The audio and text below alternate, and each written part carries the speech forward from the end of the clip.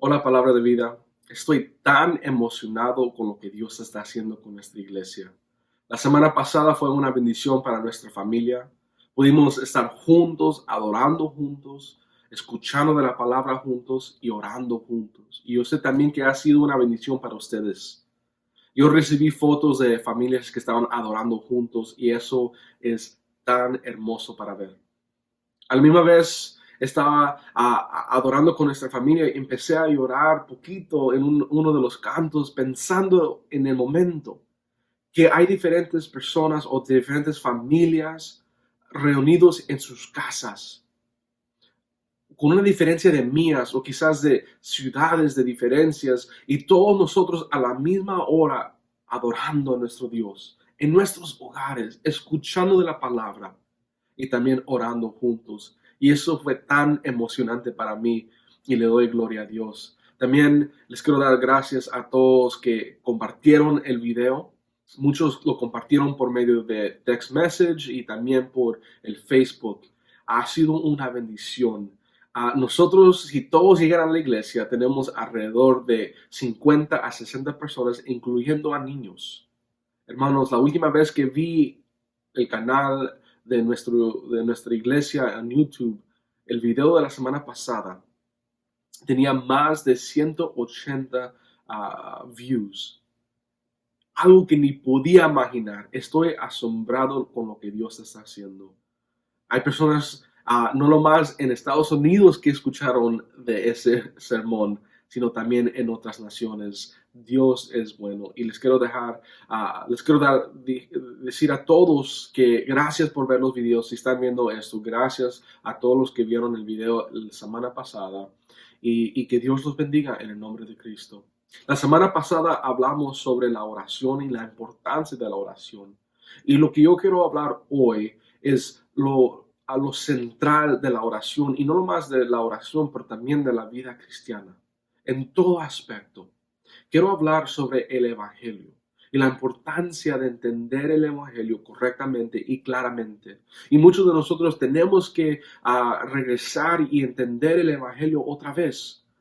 Nosotros quizás nos hemos desviado a un lado, no con malas intenciones, por tradición o rituales, la rutina, hemos dejado lo que dice la palabra sobre el Evangelio y hemos tratado de cambiarlo, ponerlo a otras cosas que no es algo que vemos en la Escritura. Y quiero ir y regresar a eso, especialmente en tiempos como hoy, que estamos pasando por algo que nunca hemos visto. Y muchas personas tienen miedo, muchas personas no saben la realidad de sus vidas, que es preciosa, que en cualquier momento se puede terminar. Y muchos están cuestionando sus vidas y lo que pasa después. Entonces yo creo que es un tiempo apropiado de regresar como iglesia, regresar y entender el Evangelio de una manera clara. Así nosotros podemos usarlo cuando compartimos con nuestras familias y nuestros amigos la esperanza que está en Cristo. Entonces, quiero hablar sobre algo que estaba pensando esta semana, y eso es el estudio bíblico que yo tengo usualmente los lunes. Yo tengo unos jóvenes adultos después de la high school. Ellos están en colegio, ellos están empezando sus vidas, sus carreras, se están casando, están pensando de tener niños. Entonces yo estoy trabajando con este grupo de nuestra iglesia. Yo lo estoy discipulando y hablando en las conversaciones en este estudio bíblico. Hay cosas que ha salido. Una de esas cosas que ha salido es que muchos de ellos crecieron en la iglesia, pero no han entendido el Evangelio. Ellos crecieron en una iglesia y por diferentes razones no han entendido el Evangelio, que es central a nuestra vida cristiana. Y yo pienso en mi ser, ¿cómo es posible que crecieron en una iglesia y no saben el Evangelio? Sin embargo, el punto de la iglesia es el Evangelio. Ahora, cuando les pregunté, algunos me estaban diciendo que nunca ponieron atención cuando eran niños o cuando eran jóvenes.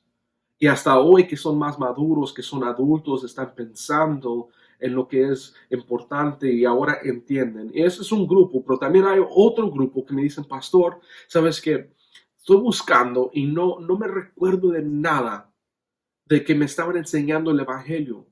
Pero lo que sí me estaban enseñando o lo que yo estaba escuchando es no tomes o no vayas a esa fiesta o no ves esa película clasificada R o no escuches este tipo de música o no hagas esto o eso, no vayas aquí o vayas allí. Y lo que ellos me estaban diciendo, lo que ellos escucharon, no es el evangelio que vemos en la escritura, pero más bien esto es cómo te comportas como un cristiano. Y muchos jóvenes adultos, no nomás los que están en mi grupo, muchos jóvenes adultos que yo he hablado y particularmente los que han dejado la fe, los que ya se han movido de creer en Dios o tener una fe o han cambiado su mentalidad sobre el cristianismo. Ellos me dicen, yo he tratado el Señor Jesucristo, lo he tratado, pero lo que yo hablo con ellos, lo que les digo, los que lo quiero aclarar a ellos, que en cómo ellos describen su fe, ellos trataron de ser buenas personas, pero nunca trataron de seguir al Señor Jesucristo. Y la Biblia dice que nosotros no servimos a hacer cosas buenas. Nos dice que no somos buenos a hacer cosas buenas. La Biblia es bien claro sobre eso. Y que todos nosotros somos pecadores. Entonces, si tratamos de ser buenas personas, siempre vamos a fallar. Entonces, por eso tratamos a Jesucristo, pero en realidad estamos tratando reglas que la iglesia o familias o personas cristianas dicen que debemos de tener. Y nunca experimentamos la gracia, el perdón, la misericordia, la belleza del Evangelio. Por eso siempre yo digo, palabra de vida sabe esto, que el Evangelio es todo. Y yo quiero que pienses en tu salvación. Ahora, esto es bien difícil para mí de escribir porque los que sí son salvos les quiere dar ánimo. Pero hay muchos que creen que son salvos, pero en realidad no son. Ellos han seguido unas leyes, unas reglas que creen que si haces esto, eres cristiano. Y a esas personas yo quiero que pienses en tu salvación cuando se desarrolla este sermón esta mañana. Piensa en tu salvación, porque si el Evangelio no es la fundación de tu fe, de tu salvación, entonces no nomás tu vida, pero la iglesia es para nada. La vida cristiana es para nada si el Evangelio no es la fundación de tu salvación. Y si la fundación está quebrada, la casa que está sobre esa fundación no sirve. Las paredes se van a caer, el techo se va a caer. Y por eso muchos nunca entienden, aunque se quedan en la iglesia, nunca entienden el Evangelio. O muchos se van de la fe por esa misma razón, porque la fundación no está basada en el Evangelio, está basada en rituales, en tradiciones, está basada en reglas. Y siempre, especialmente en los tiempos que estamos hoy, tenemos que tener el Evangelio claro. Tiene que ser claro. Como dije, muchas personas ahorita están cuestionando la vida. Están pensando en la muerte y qué pasa después de que pasamos de este mundo. ¿Dónde vamos a ir? Muchas personas están viendo esto. Yo estaba viendo en la internet que en diferentes tiendas donde está la sección de Biblias están limpios. No hay Biblias ahorita porque personas lo están agarrando para encontrar respuestas. Y como una iglesia, como seguidores de Cristo, tenemos que recordarnos de lo que es el Evangelio. Así podemos comunicarlo claramente. En tiempos como hoy, con lo que todo está pasando, tenemos que tener el Evangelio claro. El punto de la iglesia debe ser claro, que es el Evangelio y también nuestras vidas. Ahora, entiendo que hay diferencias de ciertos temas dentro del cristianismo. Hay diferentes denominaciones, hay diferentes personas que son educadas, que piensan de diferentes maneras y debatan sobre lo que personas ahorita están hablando, si Cristo va a venir en estos momentos, si es el fin del mundo o quizás todavía hay muchos más años que venir, no se sabe. Pero todo lo que debatamos, todo lo que hablamos, que tenemos cuestiones, que tenemos diferencias, si no está centrado en el Evangelio, en Cristo, es para nada. Lo más es entendimiento, es estudio, pero es para nada si no tenemos el Evangelio en el centro. El sermón de la semana pasada es para nada si no está basado o centrado en Cristo. Hablamos sobre arrepentirte de tus pecados, de orar. Nada es para nada si no está Cristo en medio de ese sermón. Y lo que yo quiero hablar es en Hechos capítulo 15. Y hay una historia sobre Pablo y Bernabé. Ellos son enviados por la iglesia de Antioquía. Ellos están predicando en diferentes ciudades y en cada ciudad están estableciendo nuevas iglesias, llenándolos esas iglesias con nuevos creyentes, nuevos cristianos y dejando esos cristianos en diferentes posiciones de liderazgo. Y donde vamos a continuar, ellos están ya regresando a la iglesia de Antioquía y un desacuerdo surge. Vamos a ver esto en capítulo 15, versículo 1. Vamos a leer juntos. Algunos habían llegado de Judea a Antioquía, se pusieron a enseñar a los hermanos: a menos que ustedes se circunciden conforme a la tradición de Moisés, no pueden ser salvos. Esto provocó un altercado y un serio debate de Pablo y Bernabé con ellos.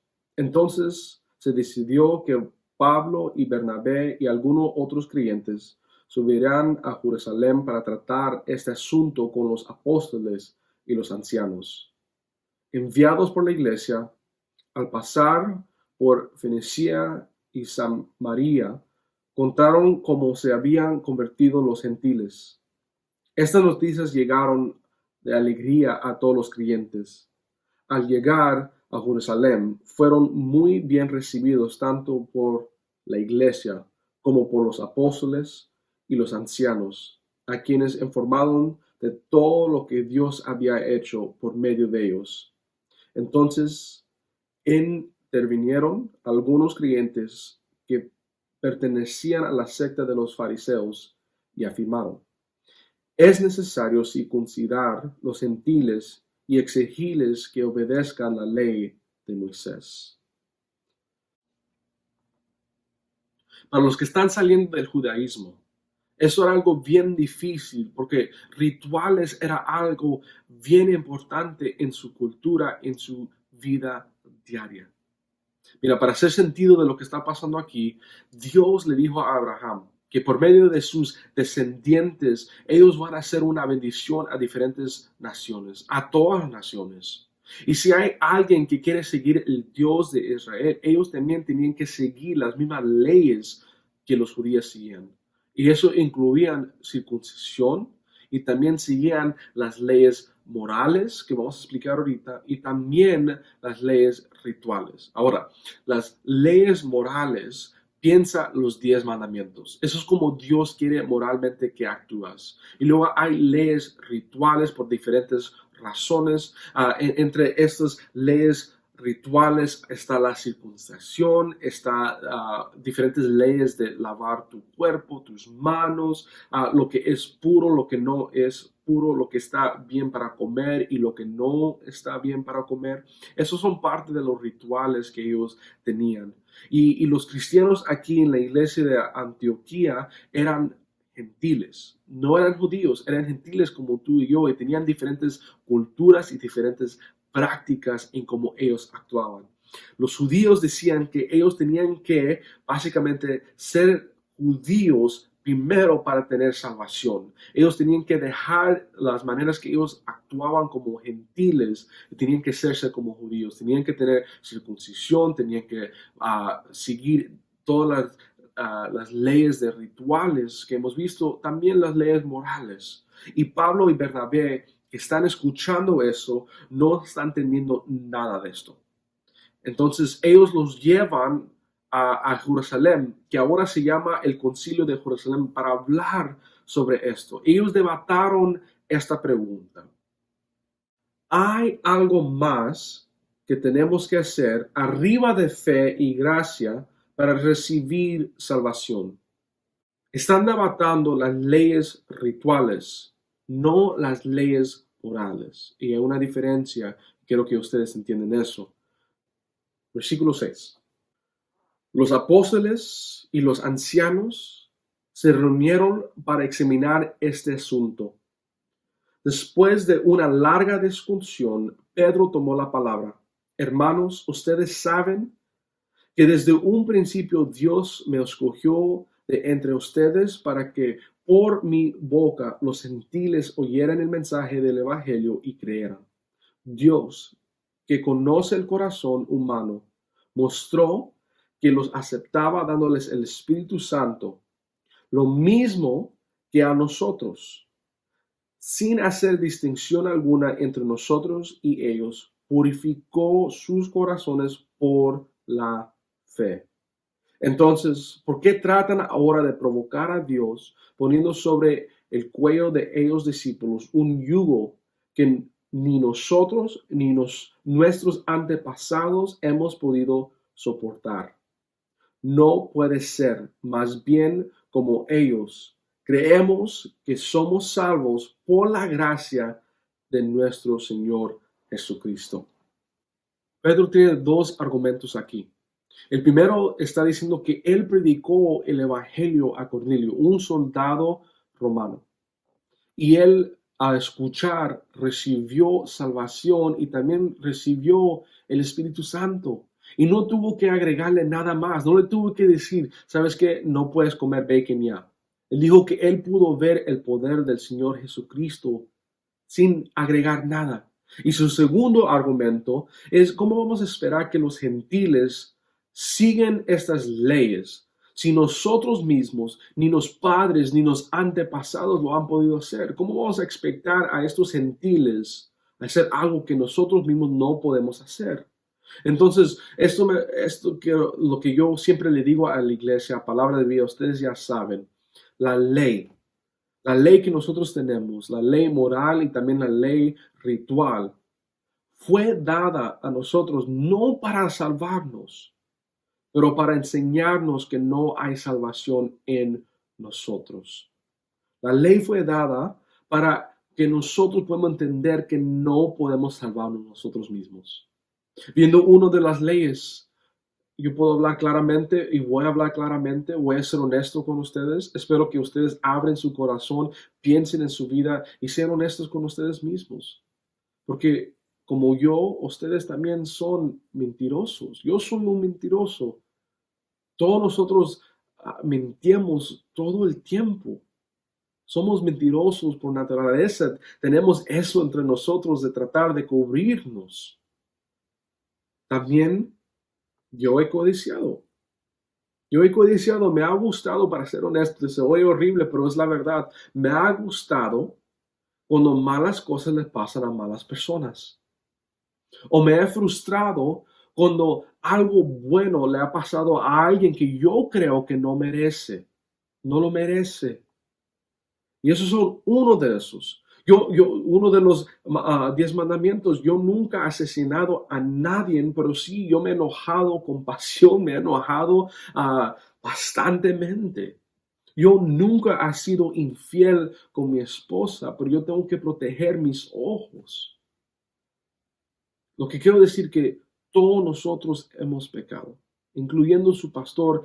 Hemos pecado, todos somos quebrados, y la ley no es para salvarnos. La ley no está ahí para hacer todo bien y luego somos salvos. Sin embargo, en la ley todos nosotros somos culpables y fallamos los 10. No hay uno que perfectamente lo hacemos en toda nuestra vida. Fallamos los 10 mandamientos y fallamos porque fue diseñado por Dios así. Dios diseñó los 10 mandamientos para enseñarnos que no hay salvación en nosotros. También las leyes rituales, no nomás la moral y 10 mandamientos, pero también las leyes rituales son imposiblemente estrictos. Es imposible de a una persona hacerlo aparte de Cristo. Las buenas noticias es que hay alguien que es justo. Hay alguien que sí lo pudo ser y eso es el Señor Jesucristo. Donde nosotros no pudimos cumplirlo, el Señor Jesucristo sí lo cumplió. Y el punto del mensaje del Evangelio es esto, que Dios hizo para nosotros, lo hizo para nosotros en Cristo. Donde nosotros fallamos, Él lo hizo en Cristo Jesús.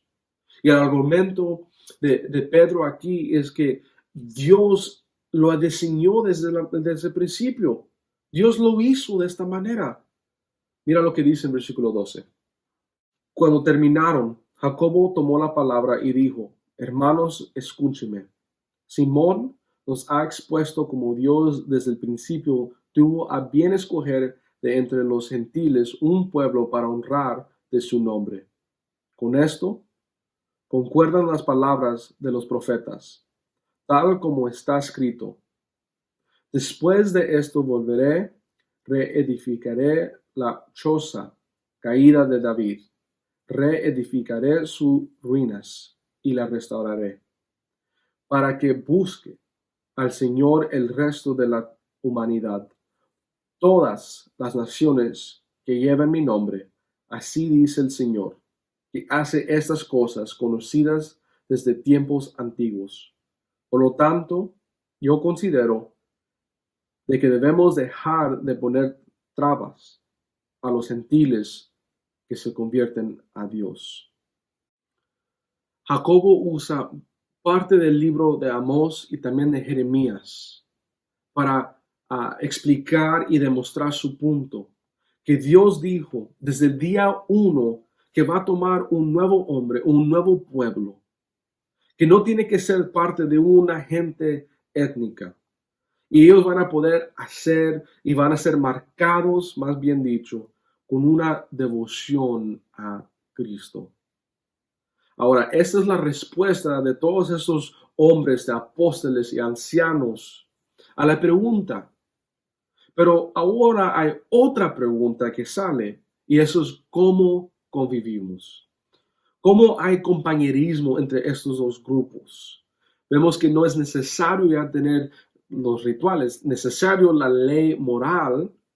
Los dos tienen la ley moral, pero no es necesario las leyes rituales. Entonces, ¿cómo trabajan estos dos grupos? Los gentiles que tienen sus libertades, que le podemos decir que son más abiertas que los judíos, que eran más reservados. Ellos sienten que no nomás es rituales, pero también es parte de su cultura.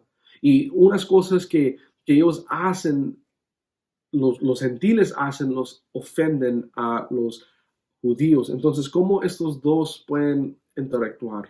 ¿Cómo pueden ver compañerismo entre estos dos? Y eso nos lleva a una doctrina sobre la libertad cristiana y que todos nosotros tenemos libertad dentro de la Biblia, dentro de nuestra fe. La Biblia no está lleno con reglas de qué puedes hacer, qué no puedes hacer como un cristiano hoy que vivimos bajo la gracia en el Nuevo Testamento. Claro, hay reglas, hay cosas que nos dicen sobre el pecado, pero dentro de diferentes cosas no dice que podemos tener un teléfono, podemos ver televisión. Esas cosas ni existían en el tiempo que escribieron el Nuevo Testamento. Entonces hay mucha área donde es gris, no es blanco o negro, y hay mucha libertad en eso. Entonces, para entender lo que está pasando aquí en estos dos grupos, porque no tenemos esa cultura, no estamos en ese tiempo, lo voy a poner de una manera que quizás puede dividir los que están viendo este video en dos grupos y puedes sentirte en uno de estos grupos, pero quiero que lo veas para entender que es importante el evangelio claro, ¿ok? Piensen de esta manera, que ustedes no ven nada mal, no ven nada en la escritura que dicen que tomar un vino con la cena es un pecado. Y estás en tu libertad de tomar un vino con tu cena. y estar bien. Y diga que no te estás emborrachando, estás bien, puedes controlar eso. Lo más es una copa chiquita, sin embargo, en diferentes áreas del mundo es algo natural, donde no nomás adultos, pero también niños pueden participar en eso. Entonces, tú crees que está bien, pero invitas a otra familia de la iglesia de venir y sentarte y tomar tiempo juntos, tener compañerismo, pero tu hermano o hermana ha salido de tener un problema con alcohol y sabes eso. Ahora, tú tienes la libertad, tú puedes controlar. La Biblia dice, dice que emborracharte es pecado. ¿Verdad? Eso sabes tu límite y sabes que una copita chiquita de vino no va a hacer nada mal. Y estás en tu libertad de hacer eso. Pero ¿qué pasa? Que quieres usar esa libertad en frente de un hermano o una hermana que está saliendo de estar adictivo al alcohol. ¿Qué hacemos en ese momento? ¿Cómo podemos tener compañerismo en ese momento? No es tan fácil. Los judíos tenían muchos rituales. Entre esos era nada podía tener sangre, tenía que ser bien cocida. Si había poquito de sangre era como algo horrible para ellos. Y había gentiles que ellos comían sus steaks, ¿verdad? Su filet mignon poquito con sangre. Entonces vamos a continuar en versículo 19. Por lo tanto, yo considero que debemos dejar de ponerles trabas a los gentiles que se convierten a Dios. Más bien debemos escribirles que se abstengan de lo contaminado por los ídolos, de la inmoralidad sexual, de la carne de animales estrangulados y de sangre. En efecto, desde tiempos antiguos, Moisés siempre ha tenido en cada ciudad quien lo predique y lo lee en las sinagogas todos los sábados. ¿Qué está pasando aquí? Primero nos está diciendo que no tienen que seguir las tradiciones y las leyes y rituales, pero luego vemos aquí que tienen que seguir esas mismas rituales. ¿Qué está pasando aquí? Es una foto de compañerismo cristiano. Es donde las personas están diciendo, mira, yo voy a acostar mi libertad cristiana para tu bien. Nosotros somos como seguidores de Cristo, personas de pacto, no personas de contrato. Eso quiere decir que nosotros no debemos de decir, no hagas esto porque no me gusta o porque no lo quiero hacer. Sin embargo, nosotros acostamos nuestras libertades por el amor que tenemos a otras personas. Por eso yo y mi esposa hemos tomado decisiones como una familia de no usar nuestra libertad. Aunque tenemos esa libertad, aunque podemos hacer muchas cosas, hemos tomado una decisión de no usar todas nuestras libertades, porque no queremos que personas de la iglesia lo usen para no confiar en la iglesia o en su liderazgo. Es por eso, hermanos, que yo manejo un Honda Civic del 2010. Está bien, me maneja, no hay problemas, me lleva donde yo tengo que ir. Hay cosas que de verdad se están decayendo. El bumper de la frente literalmente se está cayendo, está detenido por dos tornillos. Pero está bien. Ahora yo tengo la libertad de ir y comprar un carro.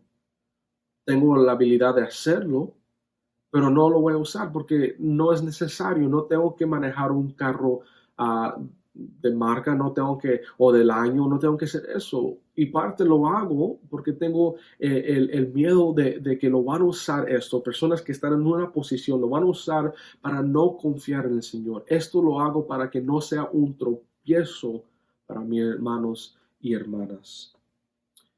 Y Jacobo dice, considera a tus hermanos. Vamos a continuar, versículo 22. Entonces los apóstoles y los ancianos, de común acuerdo con toda la iglesia, decidieron escoger a algunos de ellos y enviarlos a Antioquía con Pablo y Bernabé. Escogieron a Judas llamado Barsabás y a Silas, que tenían buena reputación entre los hermanos. Con ellos mandaron la siguiente carta.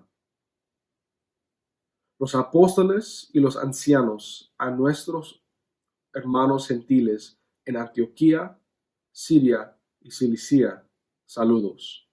Nos hemos enterado de que algunos de los nuestros, sin nuestra autorización, los han inquietado a ustedes, alarmándolos con los que les han dicho. Así de común acuerdo hemos decidido escoger algunos hombres y enviarlos a ustedes con nuestros queridos hermanos Pablo y Bernabé, quienes han agregado su vida por el nombre del Señor Jesucristo. Por tanto, les enviamos a Judas y Silas para que confirmen personalmente lo que les escribimos. Nos pareció bien al Espíritu Santo y a nosotros no imponerlos a ustedes ninguna carga aparte de los siguientes requisitos. Absténganse de los sacrificios a los ídolos, de sangre, de la carne de animales estrangulados y de la inmoralidad sexual. Bien harás ustedes si evitan estas cosas con nuestros mejores deseos. Una vez despedidos, ellos bajaron a Antioquía, donde reunieron a la congregación y entregaron la carta. Los creyentes lo leyeron y se alegraron por su mensaje alentador. Judas y Silas, que también eran profetas, hablaron extensamente para animarlos y fortalecerlos. Después de pasar algún tiempo allí, los hermanos los despidieron en paz para que regresen a quienes los habían enviado. Pablo y Bernabé permanecieron en Antioquía, enseñaron y anunciaron la palabra del Señor en la compañía de muchos otros. Déjenme explicar lo que está pasando aquí. Donde duda y temor estaban reinando, el evangelio fue reintroducido a la iglesia de Antioquía y ellos celebraron. Hermanos, desde el momento que se convirtieron en seguidores de Cristo hasta el momento donde ya no estamos viviendo en este mundo, tenemos que ser reevangelizados una y otra y otra y otra vez. Tenemos que recordarnos de lo que Cristo ha hecho en nosotros una y otra vez. Y quiero concluir con esto. Yo predico esto cada domingo. Predico lo mismo. Predico el evangelio con diferentes textos y ilustraciones, con diferentes sabores, claro que sí, pero es el mismo sermón. Al último es el mismo sermón sobre el evangelio. Y nosotros, ¿cómo podemos empezar a hablar sobre matrimonio sin el evangelio? ¿Cómo podemos hablar sobre crear niños sin el evangelio? ¿Cómo podemos hablar sobre dinero sin el evangelio? El evangelio es central. ¿Cómo podemos hablar de oración, como hicimos la semana pasada, sin el evangelio? El evangelio es central. Y sin reevangelizarnos cada domingo, con buenas intenciones nos alejamos del mensaje de Cristo. Con buenas intenciones te puedes alejar y puedes dejar que tradición, rituales, leyes entren en tu vida y te guíen en vez de dejar que el evangelio hable por él mismo. Dejar que la belleza, el perdón, la misericordia, la gracia abunde. En vez de dejar todo eso, nosotros nos desviamos un poquito, dejamos que ciertas cosas, rituales, leyes, costumbres, tradiciones tomen la posición del evangelio. Y por eso necesitamos cada domingo escuchar el evangelio, ser reevangelizados. Por eso es tan importante. Y por eso Palabra de Vida quiere transformación y no queremos conformidad. La fundación de Palabra de Vida debe ser fundida sobre el Evangelio de Cristo. Solamente. La fundación de Palabra de Vida tiene que ser Cristo. Y de esa fundación podemos ministrar con el Evangelio. Y si hay otra motivación en por qué nosotros existimos, si hay otra motivación por qué hacemos cosas, hacemos eventos, trabajamos, estamos trabajando sobre terreno irregular. Y la fundación no va a sostener y va a terminar mal. Entonces, en estos momentos nos vamos a tomar un tiempo para orar. ¿Por qué no nos centramos otra vez en el Evangelio? Si tienen que pedirle perdón al Señor por sus pecados, por dejar que la tradición, las rituales, quizás leyes que nosotros como cristianos hoy en día ponemos sobre nuestra familia, sobre nuestra iglesia, sobre nuestros hijos, pídele perdón ahorita al Señor y regrese al Evangelio. Que Dios los bendiga. Nos vemos la próxima semana.